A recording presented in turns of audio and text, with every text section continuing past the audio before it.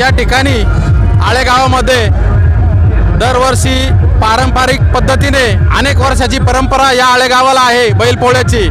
आणि बैलपोळा सणाच्या निमित्तानं आज या ठिकाणी भव्य असं मिरवणुकीचं आयोजन केलेलं आहे। तरी पण सगळे नवतरुण सहकारी, आमचे सर्व नवतरुण सहकाऱ्यांनी इतक्या मोठ्या प्रमाणात यावर्षी नियोजन केलेलं आहे।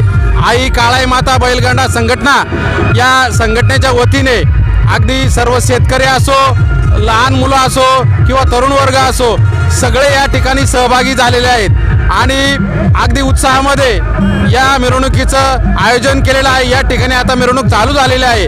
इथनं मिरवणूक बळूवेस हमाल या ठिकाणी जाऊन वरती बाजारपेठेतून खाली उभ्या पेठांनी खाली ज्ञानदीप सभागृहापर्यंत येणार आहे। तरी आपण सर्वांनी या मिरवणुकीमध्ये सहभागी व्हायचं आहे आणि आपल्या बैलगाडा संघटनेची शोभा वाढवायची आहे। धन्यवाद। सालाबादप्रमाणे दरवर्षी येणारा शेतकऱ्यांचा अगदी आनंदाचा क्षण पारंपरिक पद्धतीने आलेला बैलपोळा आज आपल्या आळेगावामध्ये अतिशय उत्साहाने साजरा होत आहे। आपण पाहिलं जुन्या काळी संपूर्ण शेती व्यवसाय हा बैलांच्या जीवावर आपला मेहनत करून त्या ठिकाणी वर्षभर आपल्या उपजीविकेचं साधन म्हणून शेतकरी बैलाकडे बघायचा आणि अगदी स्वतःच्या मुलांप्रमाणे या बैलांना ते जीव लावायचे। आणि वर्षातून एकदा बैलपोळ्या दिवशी बैलाला कुठल्याही प्रकारचं काम द्यायचं नाही, त्यांना चांगलं सजवायचं आणि गावामधून त्यांची मिरवणूक काढायची। अशा पद्धतीनं पारंपरिक सण या ठिकाणी साजरा होत आहे।